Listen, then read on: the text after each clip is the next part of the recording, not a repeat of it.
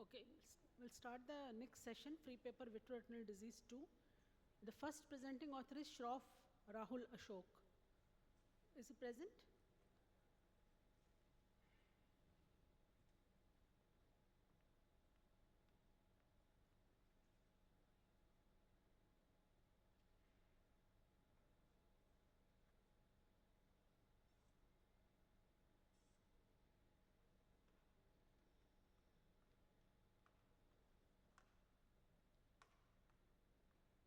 Should I start? Yeah.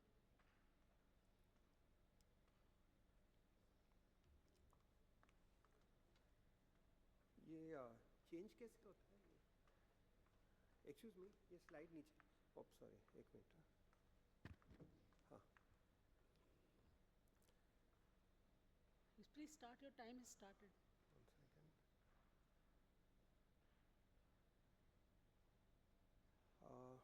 I think they put the wrong slide. Can I just put Yeah, but I don't know how to reset the time. Please start. ये मेरे पास pen drive है, मैं डाल सकता हूँ अंदर? No, if you want to prepare still, the next speaker can speak then. Yeah. Is the next speaker present? Deepti Ravichandran. Third speaker, Dr. Rohan Suresh. You're present. Okay, then start. Good evening, everyone. My topic is comparing FAS using OCT angio in pre-diabetes and diabetes without retinopathy. No financial disclosure. And introduction, diabetic retinopathy and macular edema are significant complications of diabetic mellitus leading to cause of vision globally. Pericyte loss may be one of the early and important etiology for the development of retinal microangiopathy in the form of microaneurysms. OCT angio has emerged as a valuable tool for identifying diabetic patients without DR, detecting early microvascular changes such as microaneurysms, capillary dropout, decreased parafoveal vessel density, enlargement of the FAS. So the FAS mean area ranges from 0.3 to 0.7 millimeter square, and the mean diameter ranges between 300 to 700 micrometer. Absence of vasculature and the overlying inner retinal tissue are believed to maximize the optical quality by reducing the light scattering. So enlargement of the FAS in clinically apparent no signs of retinopathy patient makes OCT angio particularly useful for early diagnosis and monitoring. So the key mediators include pericyte loss, increased vascular permeability and leakage, macular ischemia, and loss of capillaries. Role of OCT angio is to detect the early microvascular changes such as enlarged FAS, microaneurysms, capillary non-perfusion areas, parafoveal decreased vessel density. And the aim and objective of the study is to evaluate the FAS at the superficial and deep capillary plexus with the help of OCT angio, and to compare these changes between the pre-diabetes and diabetes without retinopathy. So the patients who had come to retina OPD with who fulfilled the inclusion and exclusion criteria were included in the study, and a total of 92 eyes, 46 patients, in that 23 were cases who are diabetes and 23 were control who are pre-diabetes were included. And it is a hospital-based prospective observational comparative study, and the duration was along 1 year from August 2022 to 2023 and was conducted at Netheradama Super Specialty Hospital. So using the SPSS2 version software, ANOVA and standard T test, and p-value less than 0.05, the statistical analysis was done, and using the manual method, the FAS was calculated. So the results include the age. It was mean age was around 30 to 60, and both the eyes were equally affected. And microaneurysm was found in only the cases about 17%, and the glycemic indices were increased in the cases. And UCVA was found to be 0.3 according to the logMAR in cases and 0.2 in controls. And the FAS, I will be explaining the detail in discussion, was increased in the cases compared to the controls. So this was a horizontal and vertical mean diameter. This level of superficial capillary plexus in the FAS was increased in the cases compared to the controls. And discussion. So OCT angio works by capturing the detailed images of blood flow in the retina without the need for dye injection. Unlike the traditional fluorescent angiography, it utilizes motion contrast imaging to detect blood flow by comparing the sequential OCT scans. This allows for high resolution visualization of the retinal and choroidal vasculature, providing critical data on vessel density, perfusion, and structural changes within the retinal layers. So this was the OCT picture which was obtained using the spectralis machine in our hospital, wherein the manual method was used to calculate the mean area and the mean diameter. So 92 eyes were examined. In the mean age was 31.9 males and 60.9 females, and mean age was 47.8 males and 52.2 females. It was not statistically significant, and microaneurysm was only seen in 17.4 patients, and the FAS was at this level. Superficial capillary plexus was found to be 0.83 against the cases which was 0.4, which was statistically significant, and the deep capillary plexus mean area was found to be 2.92 among the cases as against 0.45 in the control group, and the FAS superficial mean plexus horizontal diameter was found to be 864 against the cases against the control group 572, and the vertical plexus superficial mean diameter was found to be 932 against the control group, which was 605, and the deep and horizontal was also found to be very higher. IOPs were not statistically significant. So the similar study was conducted in 2020 by Young et al. In Korea, and 64 patients were examined, and the study found that in non-diabetic retinopathy group had lower foveal vascular densities and increased FAS areas. So to conclude, the OCT angio stands at the forefront of ophthalmic imaging, offering critical insights to the early microvascular changes in the patients with prediabetes and diabetes without retinopathy. Its ability to non-invasively detect and quantify the subtle vascular alterations makes it an indispensable tool for early diagnosis, risk stratification, and management of diabetic eye disease. As technology advances, OCT angio will likely play an even more pivotal role in preventing vision loss and improving the outcomes for diabetic patients. Thank you. So what are the limitations of this study? So we didn't calculate according to the duration of the diabetes, the patients were not included. As well, many important parameters like the vessel perfusion density and the other parameters were not included because we didn't have any software to convert and change. So only the fast microaneurysms and capillary non-perfusion areas were included in the study. No, other one is that there can be artifacts, projection artifacts. Projection artifacts can be also, yes ma'am. And sometimes the machines is not able to, you have manually to measure the FAS, because many times we are getting erroneous readings, ourselves also. Yes. That can be due to the poor scan qualities, which can be in high myopic patient or poor persons, or poor cooperation due to the patients. Yes. Yeah, that's all. Thank you. So has the first, you want to ask some? Nothing. I think we are sorry that we got stuck in another hall and we are misdirected, that we have to first go to that. Anyway, so we are here now. We have the first speaker. Rahul is here. Yeah. Oh, Rahul is here. Hi, Rahul. So over to you. Yeah. OCT angiography biomarkers to evaluate response to treatment at DME. Yeah.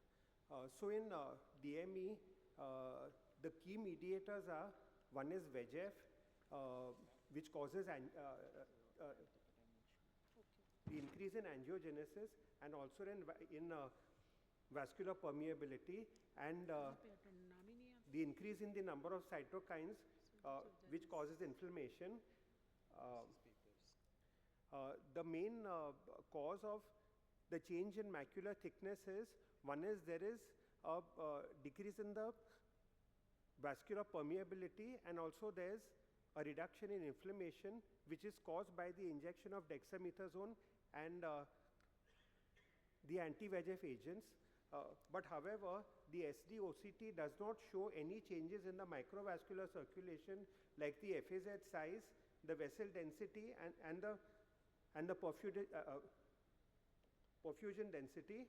So the objective of this study is to evaluate the changes in the FAZ, in the vessel density, and in the perfusion density, and to use these as biomarkers in the treatment of DME with a combined therapy of intravitreal anti-VEGF and dexamethasone injections. The FAZ is defined as a hyporeflective area in the center of the macula. The vessel density is the proportion of the macular area that is occupied by the blood vessels, and the perfusion density is the proportion of macular area that is occupied by blood flow. This is a retrospective analysis of 12 eyes of 10 patients. 9 of the 12 patients had the DME type of cystoid macular edema, so it is a bit biased, this outcome. The BCVA, OCT angio, and the SD-OCT was done, and the 6 by 6 millimeter scan was used for the evaluation of the treatment. This is a result. This line graph shows that there is a lot of variation in the macular thickness throughout the 12-month follow-up. However, the FAZ area, the vessel density, and the perfusion density, the changes are much more constant and gradual, and they are better correlated with the BCVA. This is the analysis, the subgroup analysis of the three groups. Here you can see that there's a progressive gradual worsening of the BCVA from log 0.5 to 0.6 at the 12-month follow-up. And of course, this BCVA reduction is the highest in the CME group. However, there is a lot of variation in the changes of the macular thickness. So the thickness reduces the best at the first 1 month of follow-up, and then usually the change in thickness is more correlated with the timing of the injection rather than with the actual microvascular changes in the retina. Compared to that, there's a progressive gradual increase in the size of the FAZ from 0.35 to 0.7, indicating a worsening of the ischemia, which is not seen on SD-OCT. Also, there is a decrease in the vessel density from 14.28 to 13.84% over the 12-month follow-up, and this worsening is seen in all the three groups. And also there's a decrease in the perfusion density, which is gradual and progressive from 35.34% to 34.44, which is seen in all the groups, which indicates that there is a progressive decrease in the blood flow. So we just feel that these biomarkers, the FAZ, the vessel density, and the perfusion density are more accurate biomarkers to evaluate the treatment because they actually show the effect which is taking place in the microvascular circulation, while the OCT will only show the change in the vascular permeability and also in the inflammation. The main limitations of this study were that it was a small sample size, and also that CME and the presence of intraretinal cysts can cause alteration in the size of the FAZ. So we feel that these three parameters will give a much better indication of the progressive worsening of the ischemia in the macula, which is seen after the anti-VEGF and dexamethasone injection, rather than just the change in the macular thickness, which is seen on the SD-OCT. Yes. Thank you. Thank you so much, Ashok. I just have a question for you. Can we know before injection that this person is going to respond and is not going to respond? Is there another test available in the... I mean, I don't think on any kind of non-invasive, but there's some tests. one thing is there that if you see a lot of ischemia at the, a lot of CNP, capillary dropouts in the macula, then normally those patients are not going to improve much. So actually, OCT angiography can give a much better prognosis of the outcome of treatment as compared to SD-OCT, just regular SD-OCT. Yes, OCT-A may be a more important tool here. Yeah, it is actually a but much more accurate tool. Okay, that's good. I just want to suggest that while correlating this, you have not even correlated octave parameters with the CFT. You should also have done it with visual acuity, because that is also taken as important. Yeah, no. So I tried to do that the test for correlation, but because of the small sample size, that our value comes very poor. You know, means it come only 0.3, 0.4 and all. So even though it is, it appears to be well this thing correlated on the line graph, the actual value, because of the small sample size, comes to be poor. Yeah. 0.3 means a poor correlation. Yeah. 0.3 value of R means a poor correlation. Yeah, it's poor. So it comes only True. 0.3, but that's Okay. it's wrong because of the small sample size. Great. Next speaker. Can the we next- invite yeah. Dr. Rohan Suresh to come? Rohan is here? Yeah, please. May I have the next speaker On the other side, yeah. to the other side? Dr. Hendavi Hendavi Narla. Narla? Yeah, please be here. Yeah. Good afternoon. So I'll be talking about a titrated and sequential protocol for subthreshold yellow micropulse laser in chronic CSE.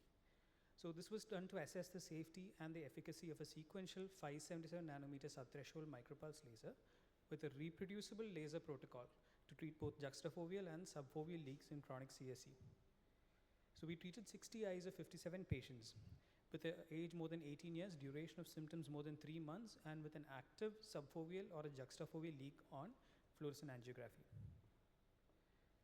So we used a 5% duty cycle, a 200 millisecond spot size, and duration and 100 micron spot size, with a threshold burn in the micropulse mode outside the arcades. This was followed by treating the leak area on FFA with 50% of the threshold power. This was followed by follow-up at 1, 3, and 6 months with BVCA, OCT, EDI, and FAF. And if there was a suboptimal response, you increase the power by 10% of the base power to a maximum of 80% of the threshold power. And the outcomes measured were subretinal fluid height, BVCA, OCT, central choroidal thickness, central macular thickness, and any hypoautofluorescent lesions on FAF, which indicates an RPE damage. So we looked at the anatomical outcome of either complete resolution of SRF, partial resolution, or a non-resolution, and a functional outcome as in a one-line, at least a one-line improvement in Snellen's, and a safety profile by serial FAF for assessment of any new hypo or hyperfluorescent spots compared to pre-treatment FAF. So out of the total of 60 eyes of 57 patients, majority of them were male. Mean age was 44.53, plus or minus 7.6 years.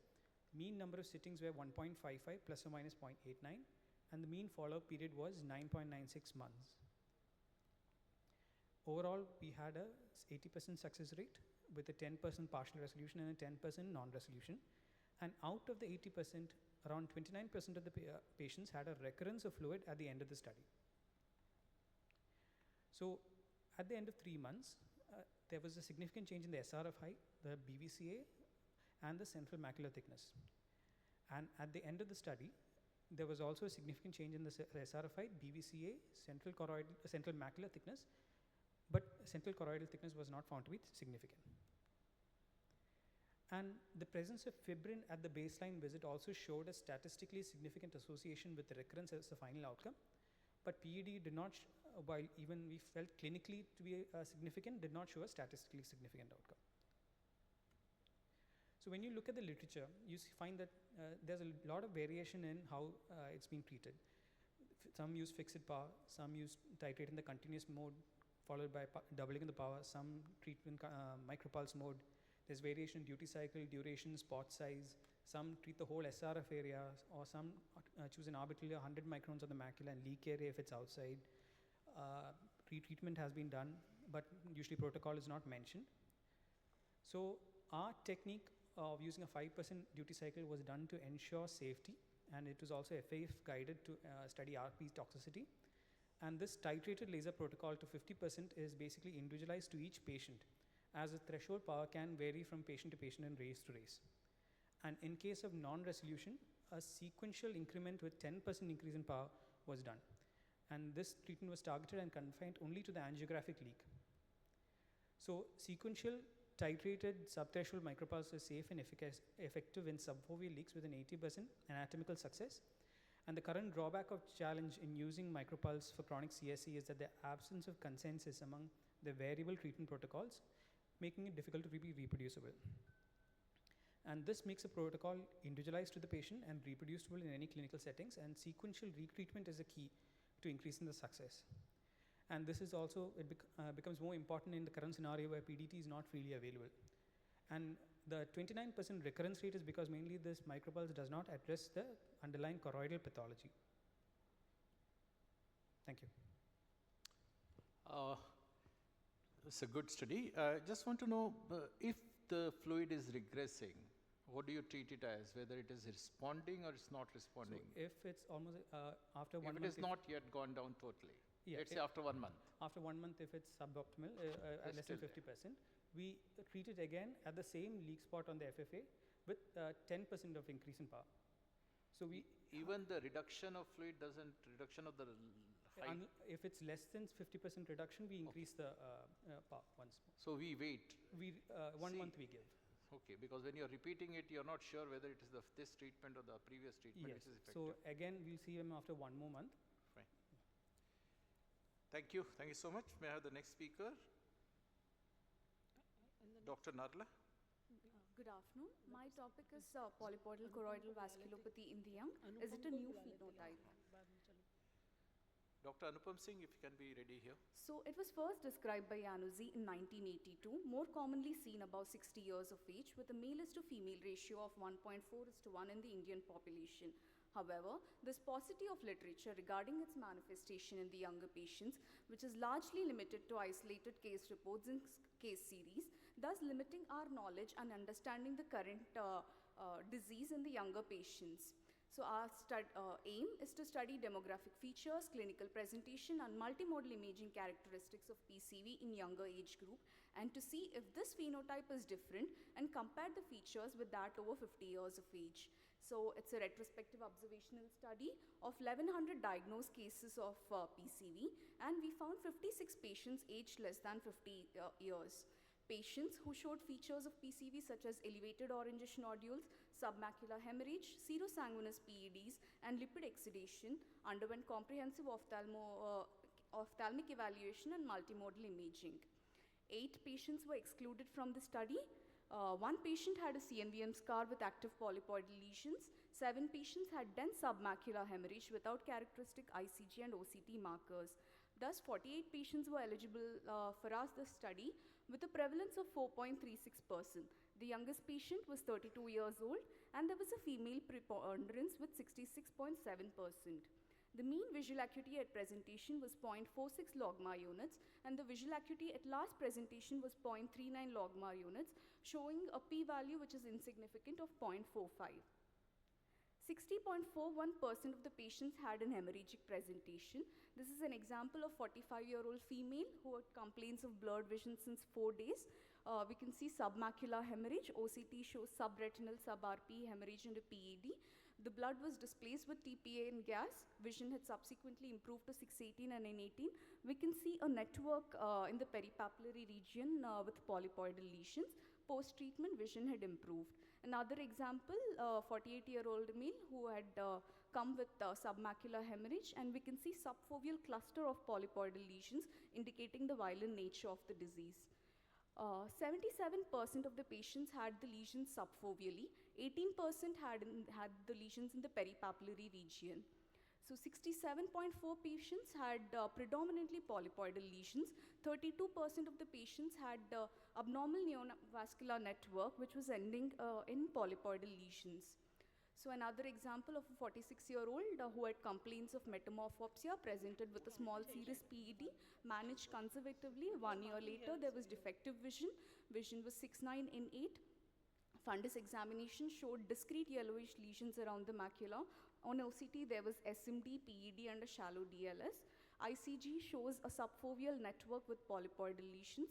Post-treatment, we can see the regression of the polyps. So on ICG, in the hemorrhagic group, 13 patients had branching neovascular network. 21 patients had single to multiple polypoidal lesions. In the exudative group, 6 patients had neovascular network, whereas 13 patients showed single to cluster of polypoidal lesions.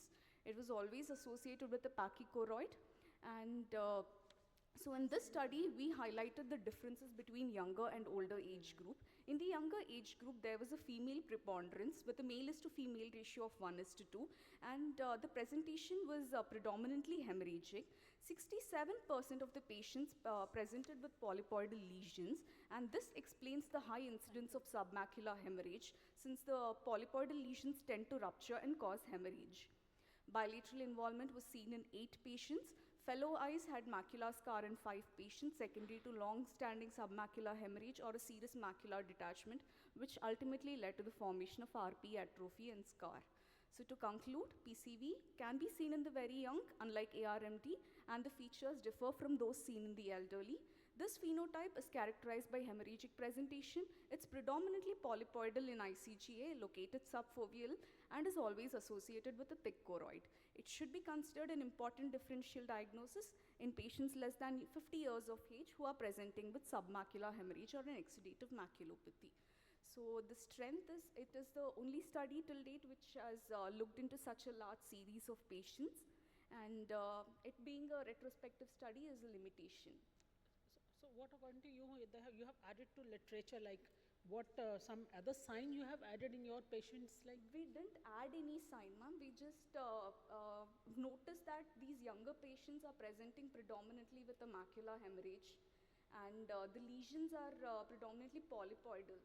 So when they rupture, they cause massive hemorrhage in the fovea or the macular region, which can cause vision drop. If not treated at the earliest, they can cause vision drop. Amongst the numbers that you're talking that this is the largest series, 48 patients, you must be evaluating your past records. So you can give us a data where you say that so many thousands of posterior pole lesions, how many of them were like this? I didn't get you, sir. No, so What percentage of patients who present with submacular hemorrhage or clinically? Yeah, like how almost many? 60% of the patients had hemorrhagic presentation. No. Out of total, out of the total, let's say 100 patients present with submacular hemorrhage, according to you, how many should be suspected? Like, what is the incidence of PCV in that? CNVM, you see all these patients who develop CNVMs, bleeds, everything posterior pole. Now in your case series, how many of them were only this and not others? Like you could differentiate from each other? Yes, sir. Like once we've displaced the blood, we repeated ICG and DFA, and in patients who had these polypoidal lesions or the type 1 MNV network, we had included them as PCV. Okay. Like if we didn't see any network, if it was predominantly CNVM, we had excluded those cases. No, the point here is that you have a sampling bias. Because here you are taking this cohort from the patients who are already diagnosed PCV. From there you are taking these patients who are young. Yes. You don't have the entire population of young patients, and then you have seen the characteristics in these. So no. that is what they are asking. Yeah, How many of I've those been seeing patients Dr. will- Girdhar following this up and presenting all this. So is there any change in the statistics, in the demographic change? Patients are coming from a different, because why a particular area is showing so many patients? No idea. But it's a very excellent comparison. Very good. So may I have the next presenter, Dr. Anupam Singh? Good afternoon, sir. Yeah, sure. The next, Dr. Akshita Agrawal, is she here? Oh, she's here. Good afternoon, everyone. Today I am going to talk about the comparison of the OCT A and the FFA in the patient with the diabetic maculopathy. I have no financial interest in this presentation. So as we all know that the diabetes is a growing worldwide epidemic, and by the end of 2045, the disease burden of the diabetes in the Southeast Asia will rise by 74%. So diabetic retinopathy is a leading cause of the blindness, and in India, the prevalence of DME among the people with the diabetes is found to be 8.9%. So starting with my topic. So although the FFA has been used to assess the leakage in the vascular bed qualitatively in the macular edema, but cannot be used repeatedly due to the toxic nature of a dye, whereas the OCT and OCT-A can offer a high resolution cross-sectional images of the retina, which also provide the quantitative measurement of the retinal thickness in a non-invasive way. So the aim of this study was to assess the effectivity of the OCT-A when compared to the FFA to detect the various structural features in the patient with the diabetic maculopathy. The research question was that the OCT-A can be a comparable substitute to FFA for the analysis of the retinal vascular pathology in the diabetic maculopathy. So the objective of this study was to compare the ability of the OCT-A with the FFA to evaluate the following structures, which were the FEZ diameter, FEZ distortion, number of macroaneurysms, number of NVEs, number of CNP areas, and number of IRMAs. So the study was conducted at the outpatient department of the retina services at the AIOS2025-Free with the study duration of 2 years. It was a cross-sectional agreement study between the two diagnostic tests with a sample size of 102 eyes. The inclusion criteria was all the patients who were diagnosed with the diabetic maculopathy with the age of above than 18 years. So for the image acquisition, for the OCT-A, we have used the Topcon DRI OCT1 Atlantis SS OCT machine.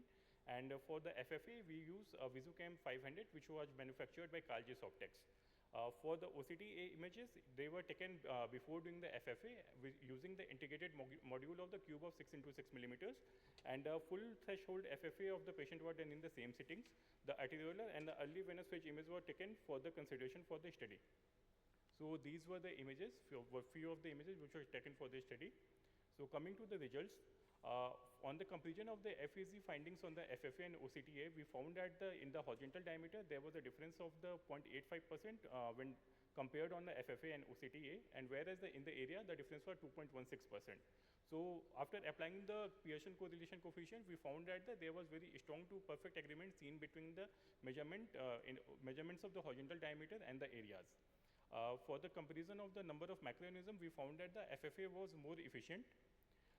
For the agreement of the neovascularizations, we found that the agreement was observed for the 96 eyes with the kappa value of the 0.902, which showed almost perfect agreement.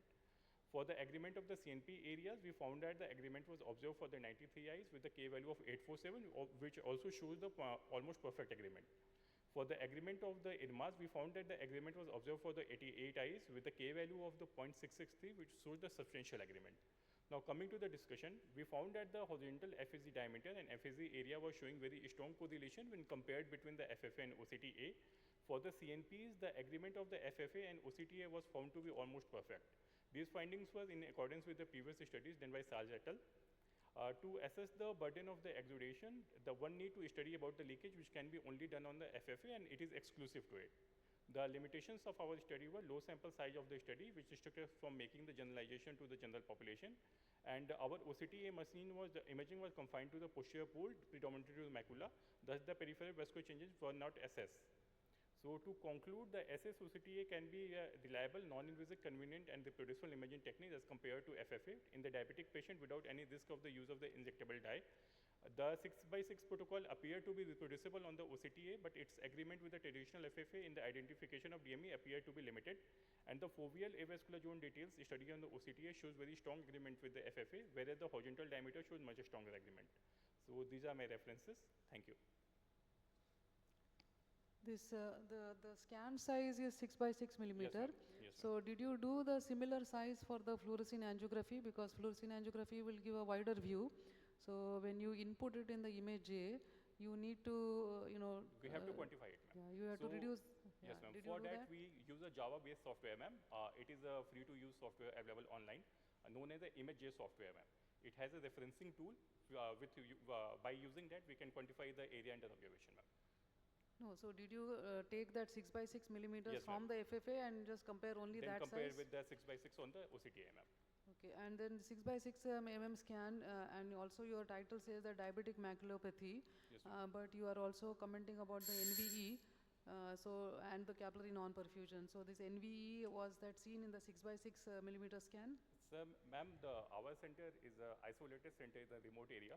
So the patient we have presented to us with the diabetic retinopathy, they come in the with the severe NPDR and the PDR cases only, ma'am. So it is a type of a confounding bias we found due to the population, ma'am.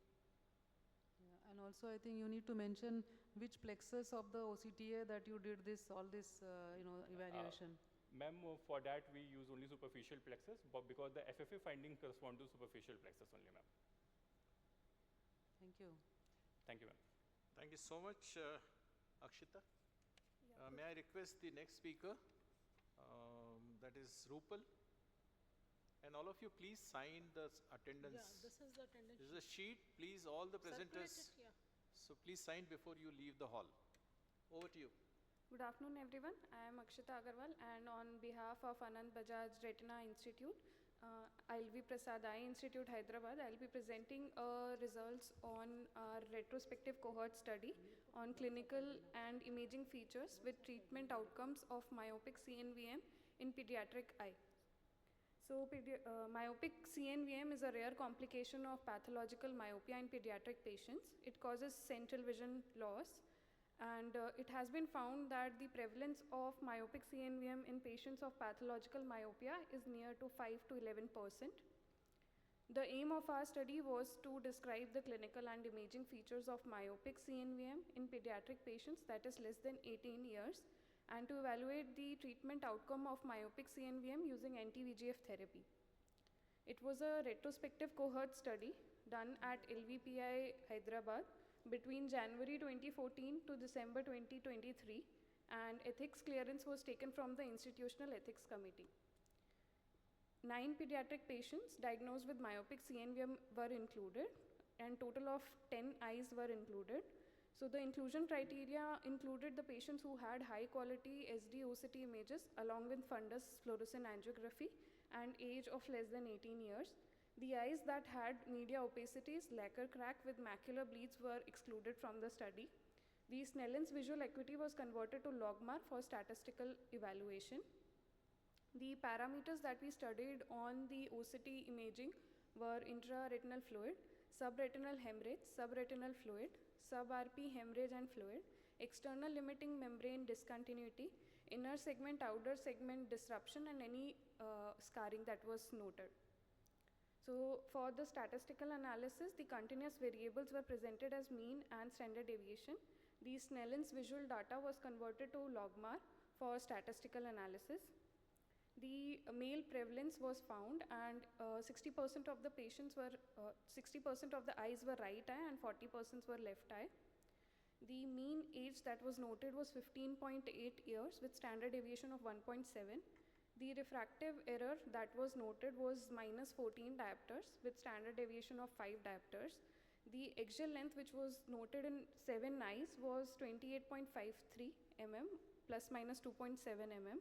The logMAR visual acuity, mean logMAR visual acuity at baseline was noted to be 0.61 plus minus 0.44. The features that were other than myopic CNVM that were noted in these patients were posterior stephyloma noted in 1 eye. The chorioretinal atrophy sparing the macula was noted in 2 eyes. The location of CNVM was mainly fovea. The activity was noted at presentation in about 80% of the eyes, and inactive CNVM was noted in 20% of the eyes. The FFA feature was that there was classic leakage pattern in all the eyes. The scarring was noted at baseline in about 4% of the patients. Intraretinal fluid was present in about 24% of the patients. There was no eye having the subretinal fluid. The subretinal hemorrhage was noted in 28% of the eyes. The external limiting membrane discontinuity was noted in 10%, and ISOS junction disruption was noted in 24% of the eyes. So post-treatment, the visual acuity deteriorated in our study to 0.74 plus minus 0.55. The mean time to achieve inactivity following treatment was about 3.9 months. The average number of injections that were received were 3. So it was noted that the eyes that achieved inactivity following treatment were about 50%, and the eyes that showed the stability were about 28%, and 22 eyes showed that there was scarring following treatment.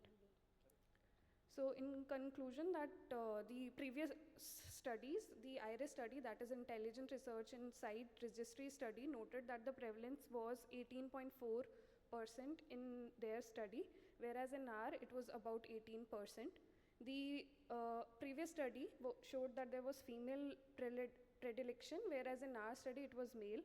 And also it was seen that the volume of the subretinal fluid and the subretinal hemorrhage is less in myopic CNVM as compared to the CNVM seen in ARMD patients. So there was a significant improvement in visual acuity post anti-VEGF injections as compared to the patients who did not receive any injection and were followed without treatment.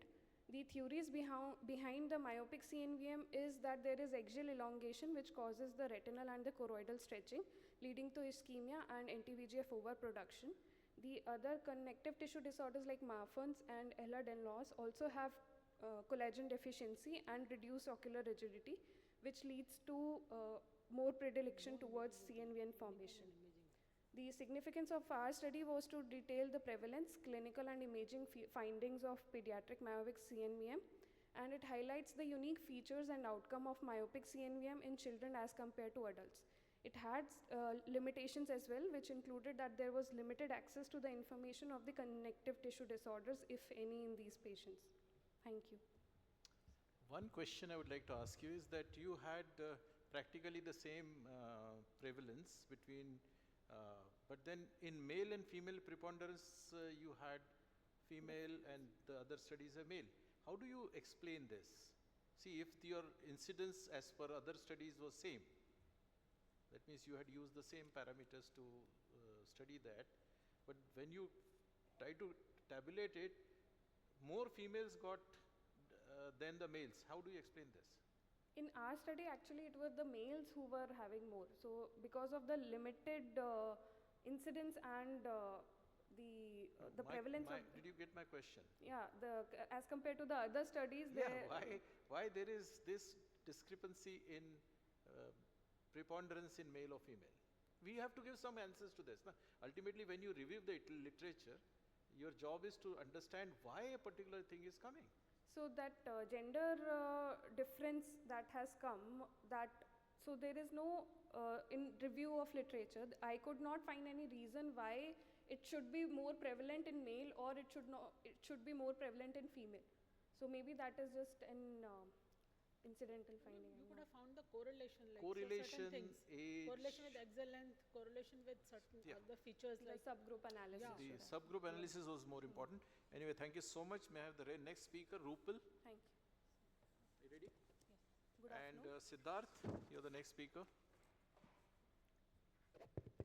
Good afternoon. I'm Dr. Rupal Kathare, and I'll be presenting a study which is long-term anatomical and functional outcomes of myopic traction maculopathy eyes treated outside of the MTM staging system guidelines. So MTM is the result of various traction forces which are acting at the macula. The AP traction in the form of VMT, the tangential traction due to the ERM or the ILM, and the staphyloma component. So the MTM progresses in the following manner. Initially there is myopic retinoschisis, followed by the foveal detachment, followed by myopic macular hole, and followed by macular hole RD. So the various treatment modalities, in the initial stages we observe the patient, and the other treatment modalities for this is the pars plana vitrectomy with or without ILM peel, macula buccal, or in combination with the vitrectomy. Barbara Prevlini et al. Proposed a new myopic traction maculopathy staging system, which is an OCT-based classification of the MTM, wherein they divided the MTM into 4 stages and 3 types, and provided the treatment recommendations for each of these stages. The MSS study group proposed that 8 out of the 12 varieties of the MTM required macula buccal alone or in combination with the vitrectomy for the MTM management. However, in India, the availability and cost of macular buccal pose a significant challenge in implementing this treatment protocol.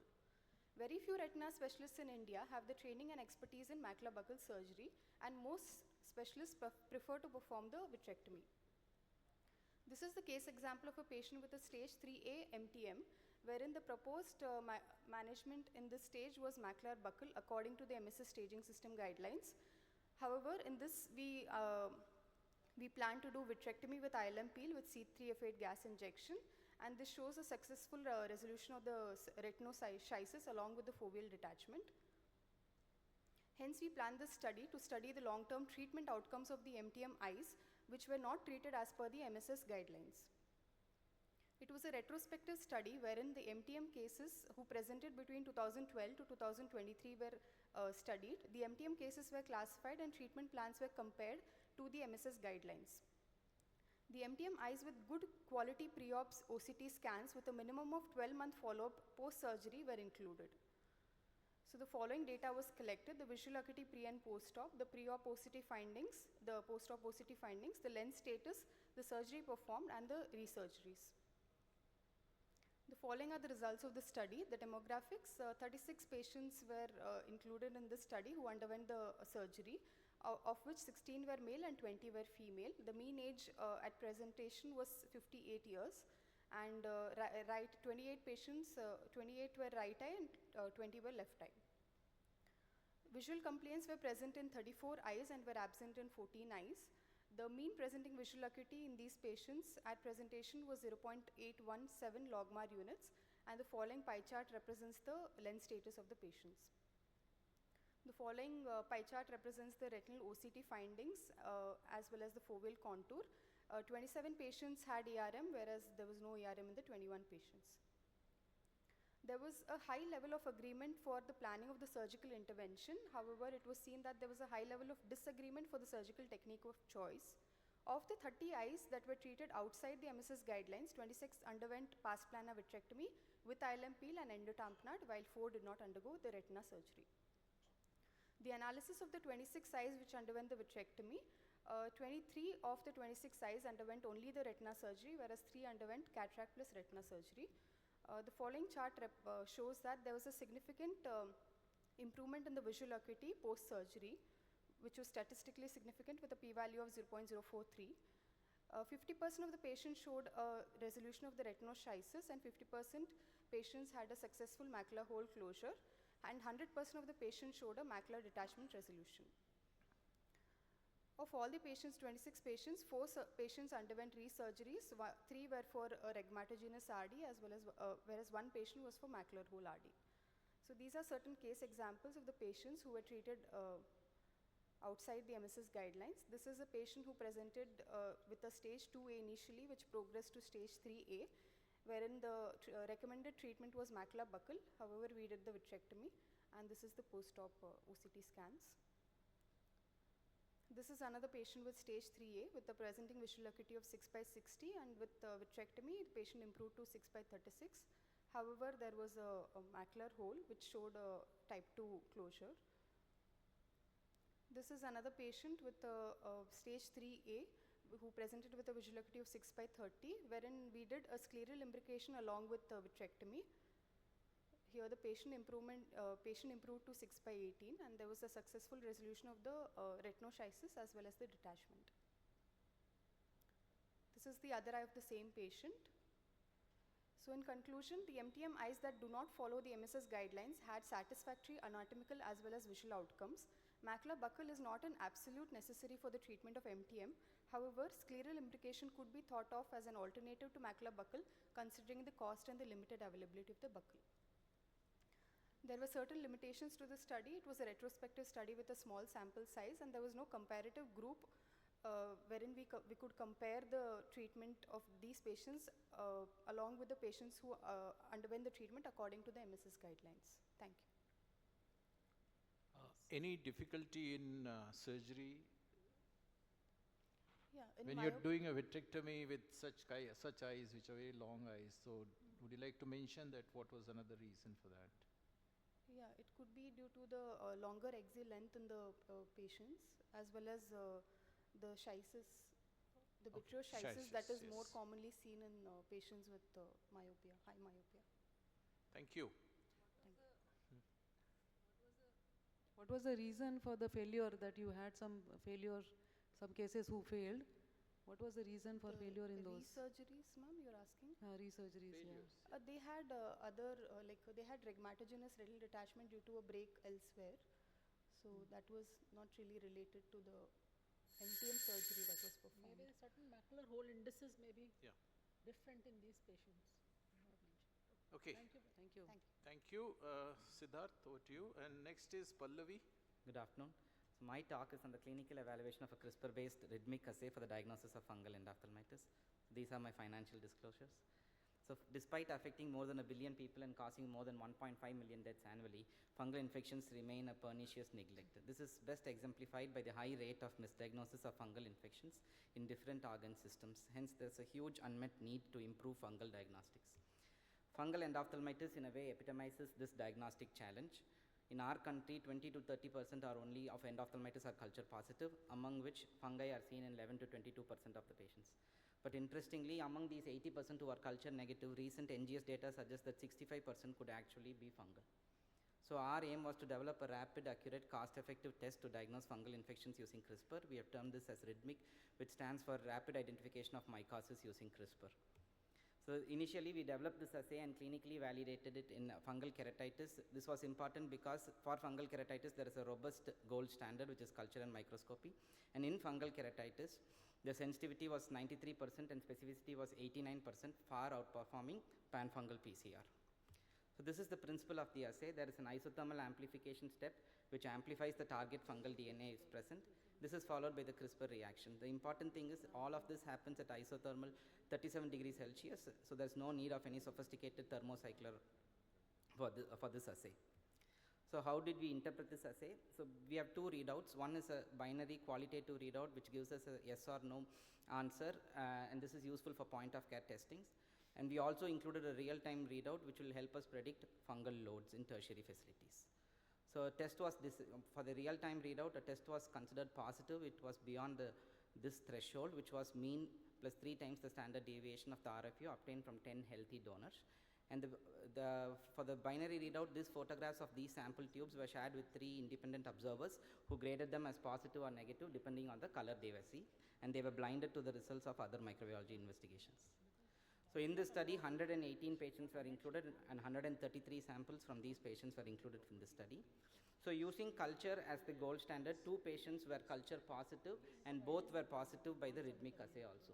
So the sensitivity was 100%, but there were 21 samples which were positive by rhythmic but not by culture. So following this, we did a pan-fungal PCR, compared it with pan-fungal PCR. The sensitivity was 88% and the specificity was 93%. However, there were still 10 samples which were discordant. The 10 were positive only by the rhythmic assay and not by PCR, while 2 were positive only by the PCR and not by rhythmic. So following this, we did a discrepancy analysis. A multidisciplinary team looked at the clinical records of these patients. So among the 8 patients who were rhythmic positive but pan-fungal PCR negative, 5 had received antifungal therapy, among which 4 had shown both functional and anatomical success and were reclassified as true positives. So after this discrepancy analysis, the sensitivity was 90.5% and the specificity was 96.5% for the rhythmic assay. So why is this assay more specific than PCR?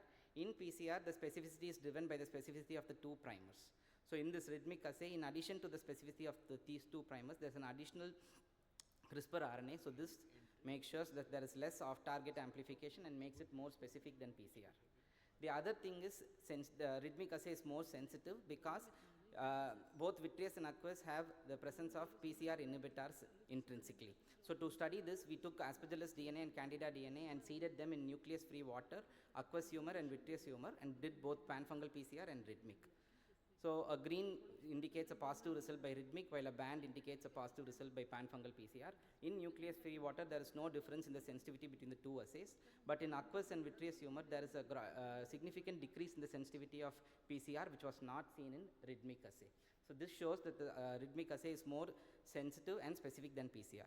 So what is the clinical relevance of this enhanced sensitivity? So this is a patient with bilateral endophthalmitis. So aqueous humor and vitreous humor were collected from both the eyes. So culture was negative in all the 4. PCR, eubacterial PCR was negative in all the 4. Pan-fungal PCR was only positive in the one sample. So this does not help in clinical treatment because only 1 out of the 4, considering that the same disease has affected both the eyes. But when we did rhythmic, all the 4 were positive for fungus. So this is the most important data. We retrospectively analyzed what happened to these patients who were CRISPR positive. So among the patients who received antifungal, 7 out of 8 showed anatomical success, none had phthisis. But among the patients who did not receive antifungal, 4 went into phthisis. So all this work has resulted that rhythmic today is the standard of care in our institution. This is a sample report we have generated. So now it is in TRR level 6 and we aim to convert this assay into a kit soon, hopefully, so that this will be commercially available to everyone. So to conclude, this is the first CRISPR-based system for the diagnosis of fungal infections in any organ system. The sensitivity and specificity is better than pan-fungal PCR. The turnaround time is between 60 to 120 minutes. Thank you. So you did this rhythmic for both aqueous and vitreous. Yes. So which is the preferred sample? So for fungal endophthalmitis, would you do a vitreous sample or aqueous sample is enough? Depending on where we suspect the nidus to be, madam. If it is a keratitis associated endophthalmitis, then aqueous would be more durable. But in what we have seen is, if the nidus is considered to be, in post-operative cases, aqueous is better, madam. But in endogenous cases, we find the vitreous to give more yield. Okay. Thank you so much. Pallavi, over to you. Before that, Zakia. Yeah, please. You're the next. Good afternoon, everyone. I'll be talking about a new indication for endoillumination assisted scleral buckling in a failed VR surgery. There are multiple literatures that talks about surgical outcomes of pars plana vitrectomy versus scleral buckling for primary rhegmatogenous retinal detachment and surgical outcomes of vitrectomy in a failed scleral buckling surgery. Endoillumination assisted scleral buckling combines the advantage of both scleral buckling and pars plana vitrectomy as it's an external approach and gives a better visualization. Repeat intraocular manipulations in an already vitrectomized eye carries its own set of risk and complications and difficulties. By combining the technology of endoillumination to scleral buckling procedure in form of AIOSB, can a simple, equally effective extraocular old procedure come to the rescue of a failed modern vitreoretinal surgery? No published reports exist as of today about the surgical outcomes of EASB in silicon oil-filled eyes with failed vitreoretinal surgeries that presents with retinal redetachment. So my aim is to evaluate the surgical outcome of endoillumination-assisted scleral buckling in eyes with failed vitreoretinal surgeries. It's a prospective interventional case series operated by single surgeon for 6 months duration on 25 eyes of 25 patients. All the patients underwent non-drainage endoilluminator-assisted scleral buckling and were followed up to 3 months. The inclusion criteria were retinal redetachment after vitreoretinal surgery, silicon oil-filled eyes, no visible break, and PVR less than C2. The exclusion criteria were history of use of encircling band, silicon tires, and history of use of gas tamponade, posterior causative breaks, and pre-existing glaucoma or media opacity. Here is the surgical representation. After doing a 360-degree peritomy and muscle breedling, 25-gauge endoillumination, 25-gauge trocar cannula was inserted, and by endoillumination, all the breaks were visualized and cryopexy was done of all the breaks.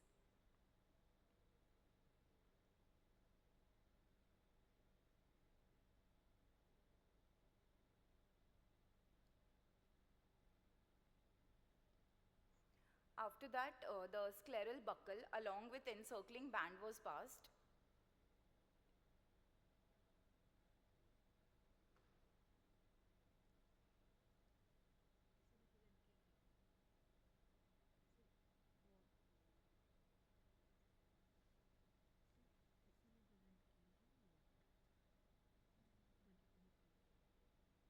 The peritomy was closed. So now let's come to results. 40% patients were female, 60% were male, 65% patients were phakic, and 35% patients were pseudophakic. The median age group was 48 years. One patient had one fixed fold and one patient had a posterior break found intraoperatively that was converted to vitrectomy. One patient had significant lenticular opacity, so that precluded the break visualization, and the patient was converted to combined phaco with repeat vitreoretinal surgery. The retina was attached on day 1 in almost 91% of cases. The best corrected visual acuity improved significantly at first month and was maintained at third post-operative month. Intraocular pressure, there was no significant change pre-operatively versus first and third post-operative month. There was no significant change in silicon oil meniscus post-surgery, and no patient developed endoilluminator site-related break or cataract at third month follow-up. This is the pre-operative and post-operative picture. So EASB enables an extraocular procedure with ease by circumventing the difficulties of visualization due to small pupil, posterior capsular opacification, silicon oil meniscus, retinal holes in myopic eyes, peripheral small breaks in pseudophakic eyes. So by virtue of being majorly an extraocular procedure, it circumvents the intraoperative challenges such as making retinotomy and iatrogenic breaks. So it's a safer choice in patients with high myopia with vitreous schisis, where attempt at PVD can cause further retinal damage. In one-eyed patients, history of keratoplasty, aphakics, and unstable IOL. The possible rate-limiting factors in our patients were trained assistant for holding a contact wide angle, interfering blood meniscus, optical hindrance caused by silicon oil meniscus upon indentation, small sample size, and we were only doing non-drainage surgeries. So the take-home messages: endoillumination-assisted scleral buckling obviates further intraocular manipulations and its associated complications in an already vitrectomized eyes. It's a safer choice than a repeat intraocular procedure. In eyes where a considerable anterior break is the cause for retinal redetachment, despite limited sample size, the success rates are encouraging enough for it to be considered as a standard protocol in selected cases. These are my references. Thank you. So in a vitrectomized eyes, didn't you find difficulty in passing the buccal after in the second stage? Ma'am, I could not hear you. In the vitrectomized eyes, didn't you find difficulty in passing a Ma'am, buccal? they were all oil-filled eyes. We closed the port after the endo-illumination, so it was okay, there was no much problem. Someone must be leaking from the port you have created with endo-illuminator. No, ma'am, we sutured it, so it was not leaking. So it's rather other way around, like now we are doing buckling after the vitrectomy. Yes, This is what, yeah. Okay, the next speaker is Dr. Zakia, and may I request the next Professor Pradeep Kumar? He's there? Oh, he's there. Good afternoon, everyone. Good afternoon. I'm Dr. Zakia. I'll be presenting our study on the safety and efficacy of double-dose aflibercept in macular neovascularization and macular edema. These are my financial disclosures. This will be the outline. So, as we all know, aflibercept is a 115 kilodalton VEGF trap eye protein that has high affinity for all VEGF A and B isoforms. The background of this study was mainly to reduce the injection burden on patients, and the presence of surplus medication in the injection vials was what led to the off-label trials in this condition. So coming to the objectives of our study, this was a real-world non-comparative retrospective analysis that evaluated the efficacy and safety of double dose, that is 4 mg in 0.1 ml aflibercept in consecutive eyes with either macular neovascularization, diabetic macular edema post-retinal vein occlusion, or proliferative diabetic retinopathy. The primary objective was mainly the change in BCVA, that was post-double dose aflibercept in the three categories, that is MNV, DME, and macular edema post-RVO, and also the rise in IOP or any intraocular inflammation for all patients that were in our study. Secondarily, we also saw the mean change in the CSFT, that is the central subfoveal thickness on OCT scans, and also the mean injection-free interval in the MNV subgroup under the PRN dosing schedule, as all patients were PRN from day one. The methodology was, we reviewed the medical records and OCT scans of all patients from January 2020 to May 24. All of them were administered by a single surgeon. Patients were evaluated for BCVA, IOP, intraocular inflammation signs were noted on the day one and the first week of post-operative, post-injection first week. The follow-up visits at 4 weekly intervals recorded the BCVA and OCT data. Injection-free interval was recorded as the time between the consecutive injections, and all patients were kept under the PRN dosing schedule since the very beginning. The inclusion criteria was all patients who gave their consent for double dose, patients with active MNV lesions or active macular edema post-DME or RVO. Patients with PDR were treated in an adjunct with PRP, and hence they were not analyzed for BCVA and CSFT changes because of the confounding factors. And all patients with neovascular glaucoma were excluded from the study. So we're coming to the results. We had 228 AIOS201 patients, of which 140 were with MNV, 44 had DME, 30 had macular edema post-RVO, and 14 were PDR patients. So these are the baseline demographic details. Mainly, the main follow-up interval was variable in all these cases. MNV patients had a 75-week follow-up duration, the DME patients had 36 weeks, the macular edema post-RVO patients had 33 weeks, and the PDR patients had 30-week follow-up period. Coming to the MNV subgroup analysis, the patients included in that were neovascular AMD patients. The 83 persons were neovascular AMD among the 140 patients, 36 were PCV, myopic CNVMs were 13 patients, and the rest were secondary CNVMs. The treatment naive and the previously treated patients were also demarcated in the neovascular AMD and PCV eyes. The 42% of the patients were treatment naive in the neovascular subcategory, and 44 patients in the PCV subgroup were treatment naive. So coming to the primary objective, the change in BCVA, we compared the baseline BCVA with the final BCVA, which was either at the end of the study duration or the last patient follow-up, whichever was longer. So the gain in the letters that was seen in the MNV subgroup, in the DME and the macular edema post-RVO subgroup was 3.75 letters, 5.85 and 8.25 letters respectively. This is a very heterogeneous group that included all previously treated and treatment naive patients. Whereas when we compared to the MNV subgroup analysis, we saw the gain in letters was 4.5 letters in the neovascular AMD, 2 letters in the PCV subgroup. The change in IOP, the IOP was compared to the post-operative day 1 IOP for analysis, and those who did not come on post-operative day 1, the IOP recording of the first week was taken, and on-table perception of light analysis were done for every patient, and loss of perception of light was followed by paracentesis if provided. Because we do not have a data on the exact number of paracentesis, the surgeon recall was sought for and was noted not to be more than 20%. So the change in IOP was not statistically significant for the DME, RV, and PDR subgroups. In the MNV subgroup, it was significant, but both of the values were within normal limits.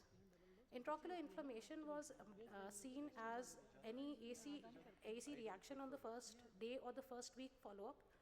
Keeping in mind the retrospective nature, only AC cells were sought for, and incidence of subconjunctival hemorrhage and dryness was not taken, and none of the patients presented with any intraocular inflammation.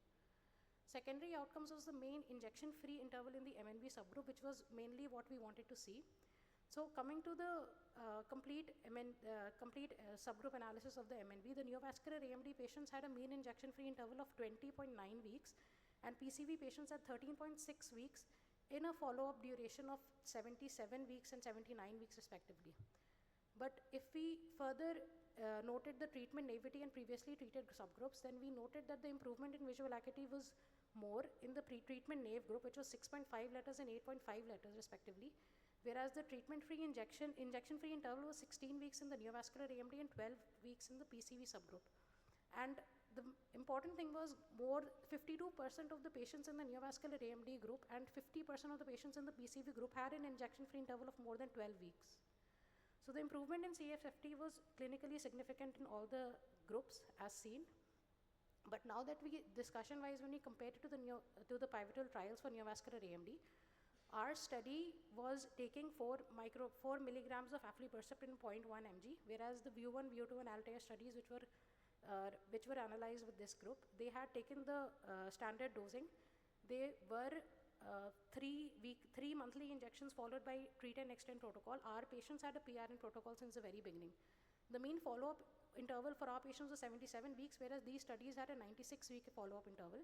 If you can see, the gain in visual acuity was lesser compared to the pivotal trials, but then when we compared on the treatment naive eyes specifically, then we could see that the gain in visual acuity was almost comparable to the pivotal trials, whereas the mean number of injections was definitely lesser compared to them.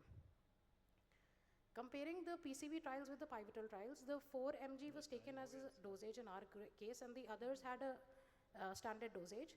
The gain in visual acuity was lesser compared to that, but when we compared the treatment naive eyes, we had a almost similar gain in visual acuity compared to the pivotal trials. Similarly for DME. Zakia, your time. Yes. So conclusion-wise, the BCVA for the MNV was lesser compared to pivotal trials, maybe because we had a larger number of previously treated patients. But when we compared the treatment naive eyes, they were significant. They were almost similar to what was seen in the pivotal trials. So the limitation of our study was it was retrospective, but the strength was it was a real-world analysis. And our recommendation would be that we would want a larger sample size as the control group to have a uniform follow-up duration so that we can have better insights into this. Thank you. Thank you. May I have the next speaker? So do you recommend this double dosing? Ma'am, it's already available to us, and that is why we went in for this observational study as we were doing. And this is a very small sample size, but what we saw was that the gain in visual acuity was actually comparable to the pivotal trials, and also the number of injections was definitely very less, especially because we were a PRN protocol since the very beginning. Since this was not a randomized study, what were the criteria for treating the treatment-naive patients with the double dose? Ma'am, every patient was treated with a double dose in our institutional practice. So we did not put any patients on a standard dosage and few on double dosage. Everybody was treated on double dosage. Okay. The next speaker is Dr. Pradeep Kumar. Good evening, everyone. And Thank you. Shishir. Yeah. Very good evening to everyone. I'll be presenting our 5-year data of simultaneous Ozurdex with cataract surgery.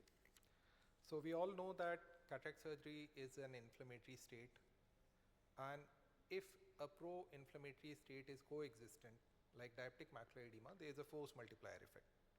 We are aware that Ozurdex provides a steady dose of steroid in the vitreous cavity, but it all boils down to our approach, that whether we want to have a preemptive approach of giving an intravitreal anti-VEGF or a steroid with the cataract surgery, or a wait and watch approach where we react when the CME occurs.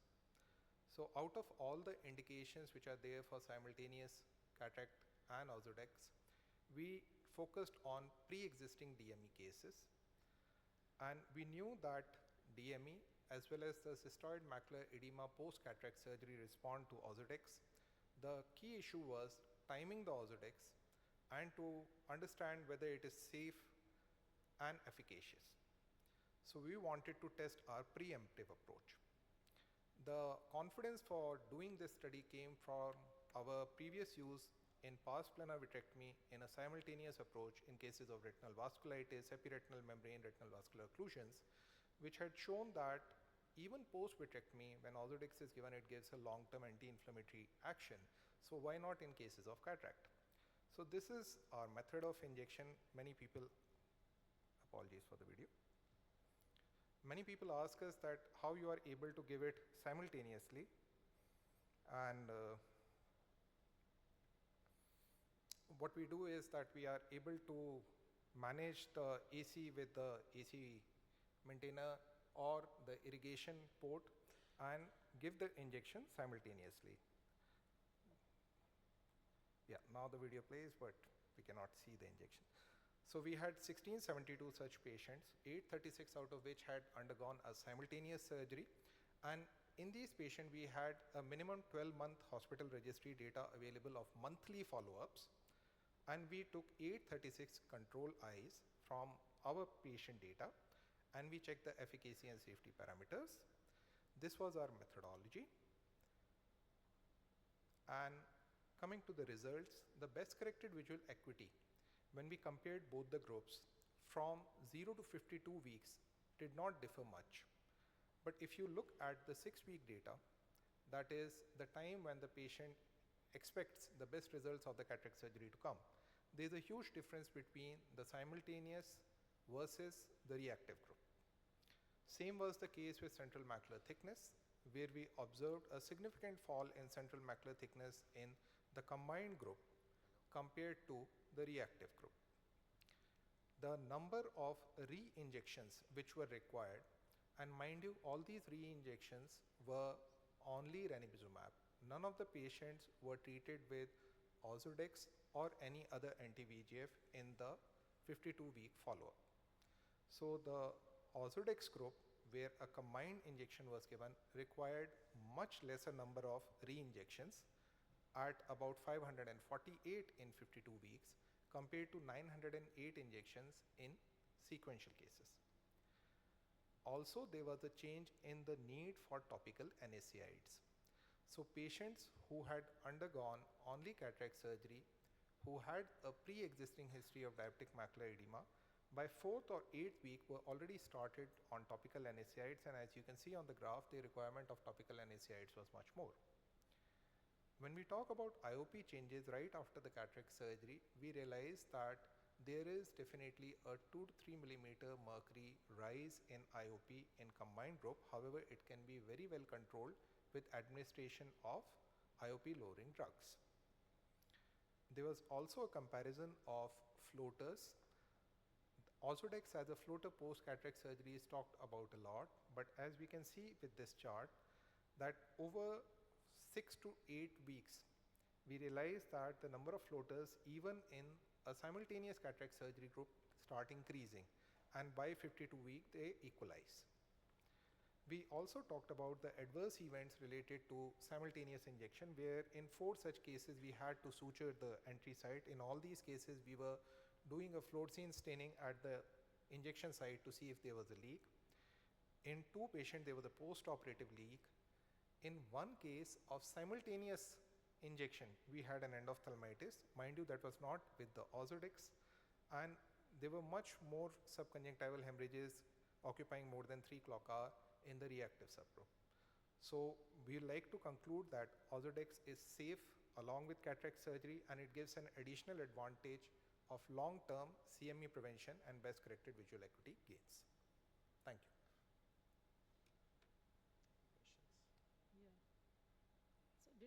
certain side effect if you have already shown in the graph.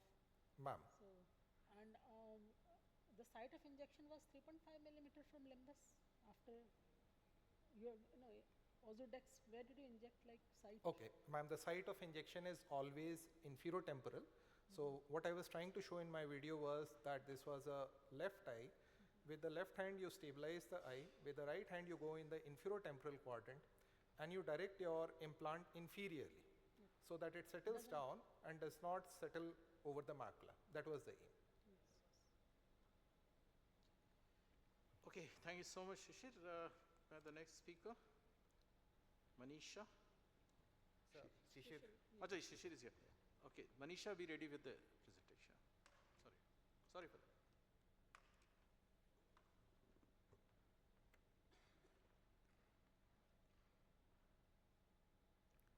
So I think the PPT is not uploaded. Till the next speaker AV may group. speak. Yeah. Can we just check why this?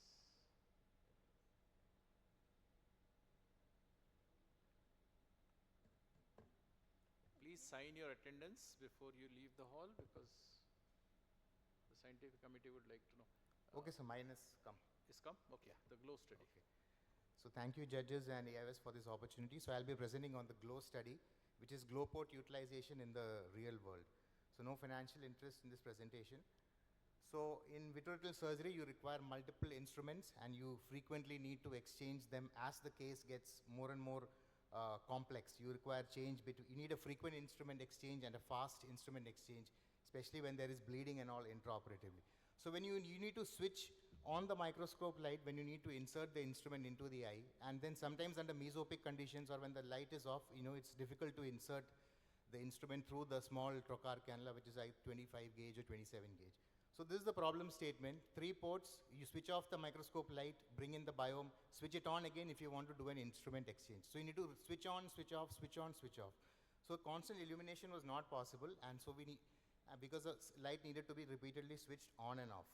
So this was our problem statement, and so with this we devised this small instrument called as a glow port. So this was to evaluate the real world experience of VR surgeons utilizing the glow port, and we told them to include in your standard VR practice surgery and note down the time, whether you can increase your speed of surgery and whether you can increase your speed of instrument exchange.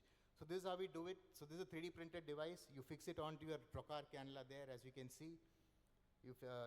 Before you start the surgery, this is you can completely ETO it, and then you insert it into your tube, into the 2 ports. You can insert it in a 3-port PPV, and then you shine your endo illuminator light for around 10 seconds onto the the device there.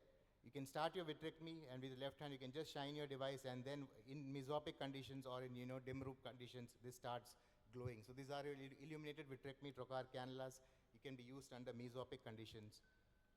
So we distributed this to around 7 vitreoretinal surgeons. So this was a retrospective multi-center feedback-based study involving 7 VR surgeons who utilized this glow port in their surgical practice over a period of 1 year. And we had told them to note down the task completion time or evaluating the surgical videos on whether there's a reduction in the time taken to change the instruments, and also their feedback.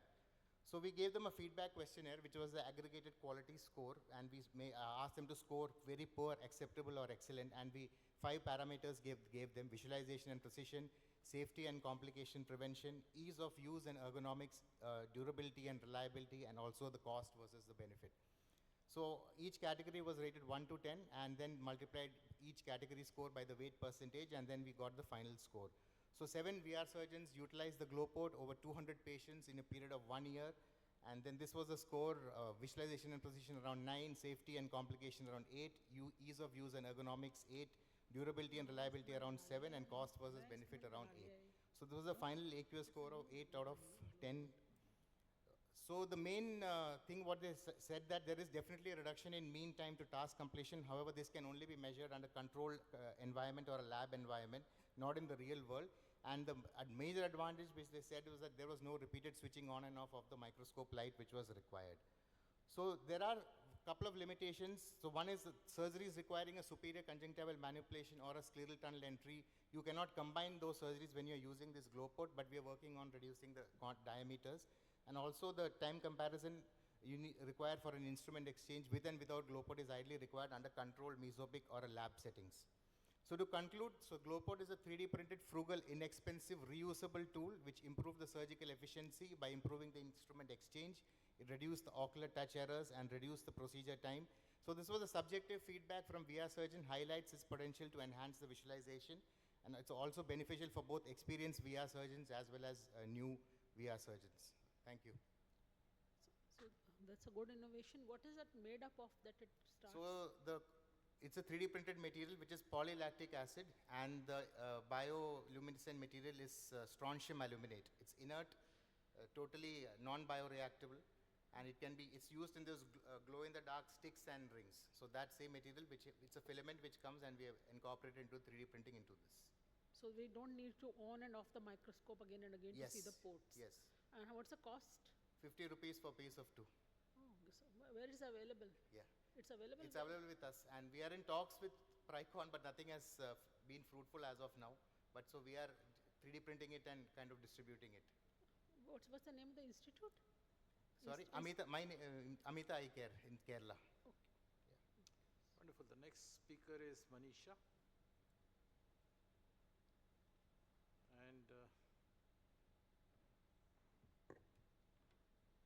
And one is the keynote.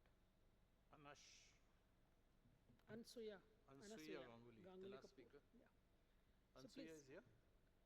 Manisha. You're Manisha, yeah. Yeah, she's there. So you can start. Go ahead.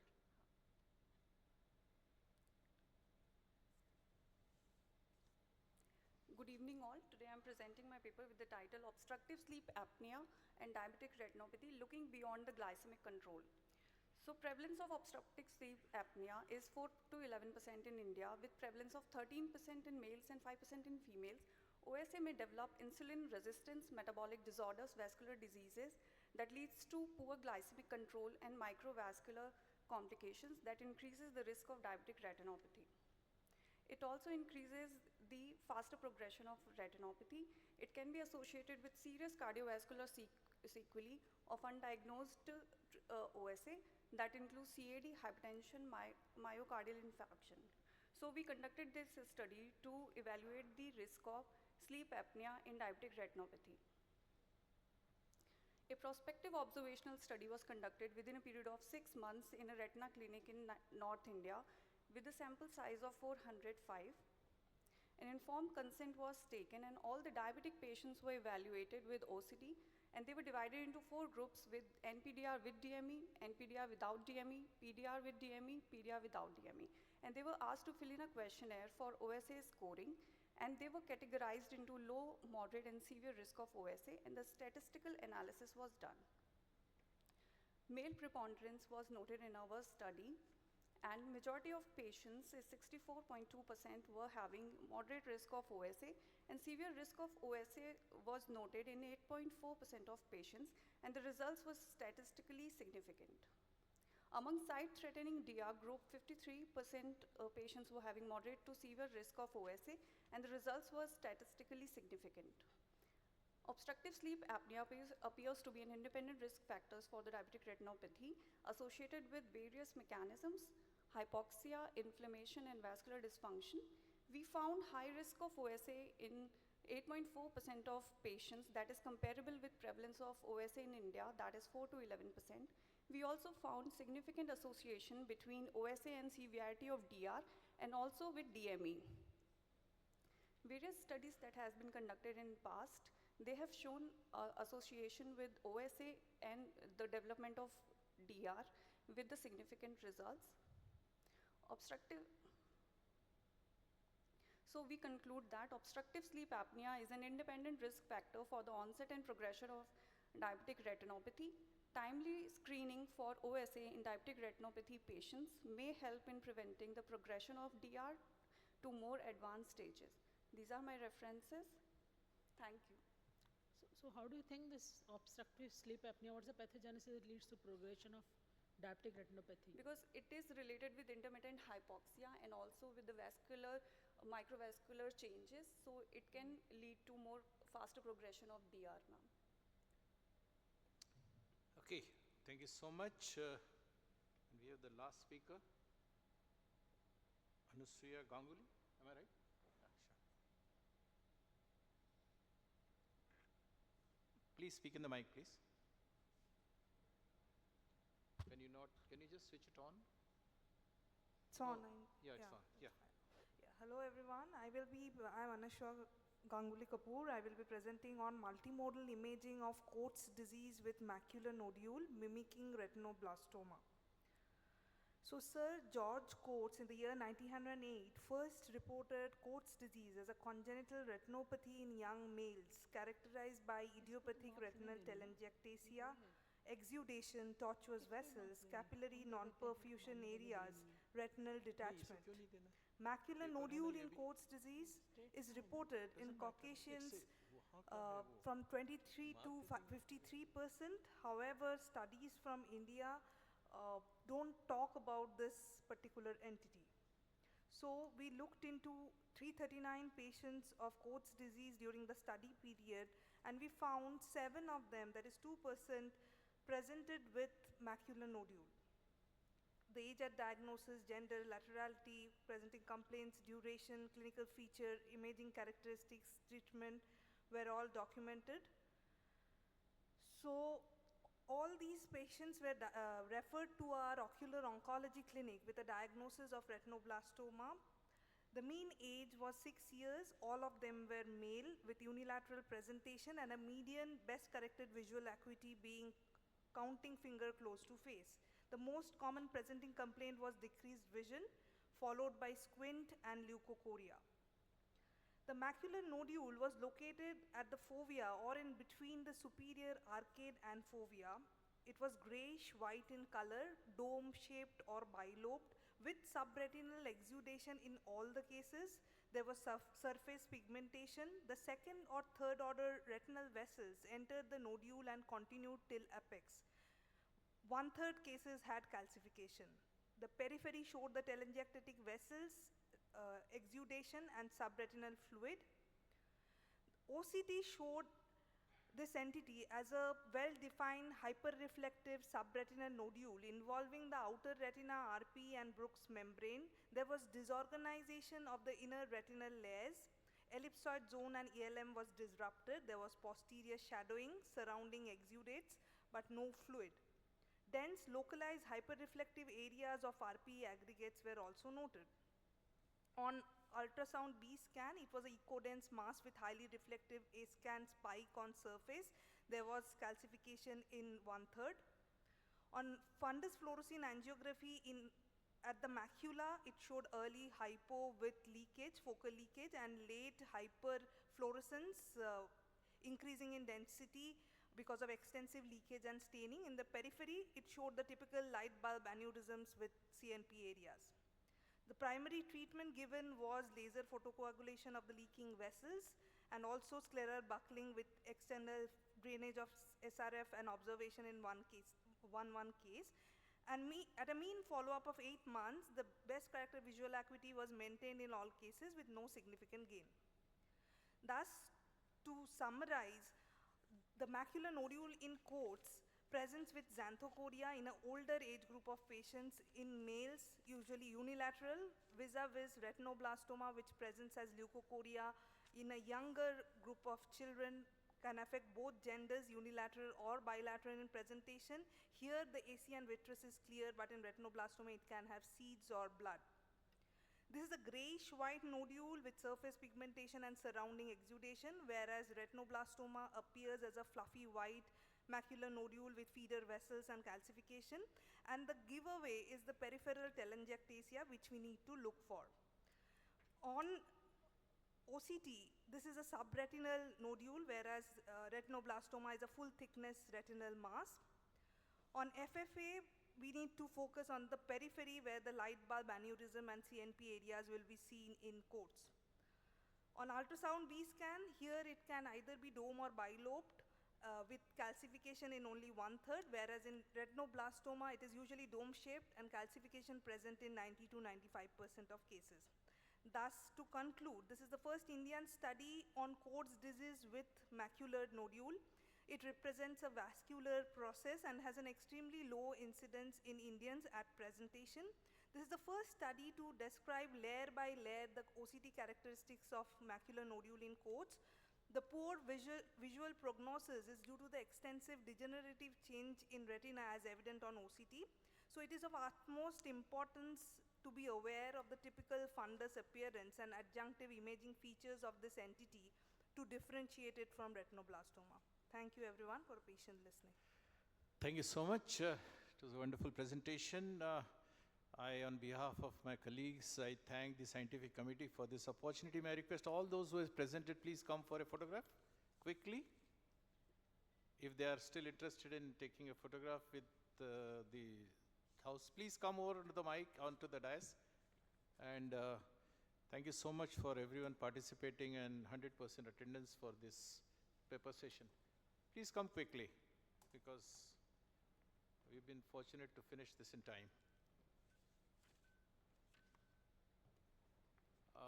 Photographer, can you take this picture?